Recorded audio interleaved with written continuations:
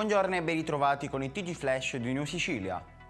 Revocata la sospensione della carica di sindaco a Vincenzo Parlato, primo cittadino di Sortino, indagato per falsità ideologica per induzione, commessa da pubblico ufficiale e abuso d'ufficio.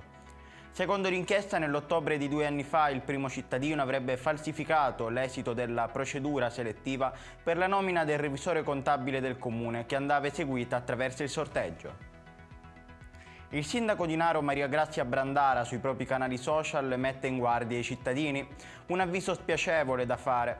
Questa mattina 2 ragazze hanno derubato un'anziana della città dopo essersi fatti aprire la porta, spacciandosi per impiegate comunali inviate dal municipio per fare pulizie in casa di anziani.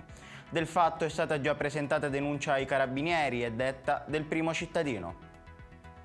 Disavventura per una coppia di clienti in un noto ristorante di Agrigento. Dopo la cena uno dei due avrebbe chiesto indicazioni per il bagno, ma nel frattempo il locale sarebbe chiuso e sarebbero rimasti dentro.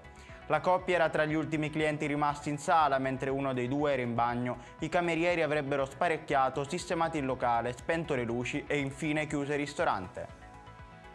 Riapre l'Hotel Politeama a Palermo, chiuso dallo scorso settembre dopo che era stata riscontrata la presenza di legionella.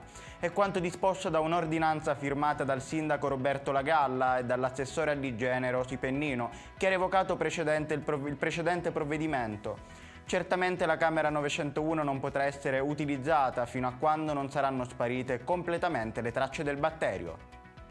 Ed è tutto per questa edizione, il prossimo appuntamento sarà alle ore 12.